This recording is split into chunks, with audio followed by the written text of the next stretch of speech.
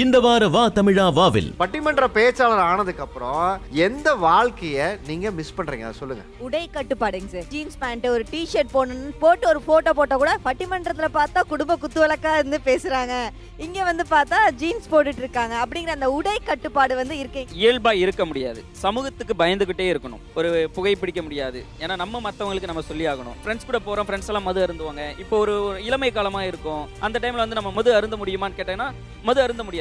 இதெல்லாம் வெளியில சொல்ல முடியாது, ஆனா எங்களுக்கும் ஆசைகள் இருக்கும், மனுஷன் தானே.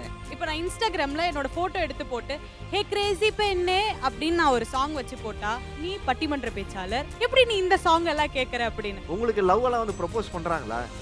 ஸ்கூல்லேயே வந்து எல்லாரும் ரோஜா பூ எடுத்துட்டு டைரி மில்க் எடுத்துட்டு சுத்துவானுங்க. இந்த வேலண்டைன்ஸ் டே வந்ததுன்னா நானும் தானடா பொண்ணா இருக்கேன், நானும் தானே ஸ்கூல்லலாம் படிக்கிறேன், எவனும் என்கிட்ட நெருங்க மாட்டேங்கிறீங்களா அப்படின்னு பார்த்தா மைக்க எடுத்தாலே அருவாவை தூக்குற மாதிரி பாக்குறாங்க. அனுஜ் ஸ்டைல்ஸ் மற்றும் ஆனந்த் பனியன்கள் மற்றும் உள்ளாடைகள் வழங்கும் வா தமிழா வா ஞாயிறு தோறும் காலை 10 மணிக்கு.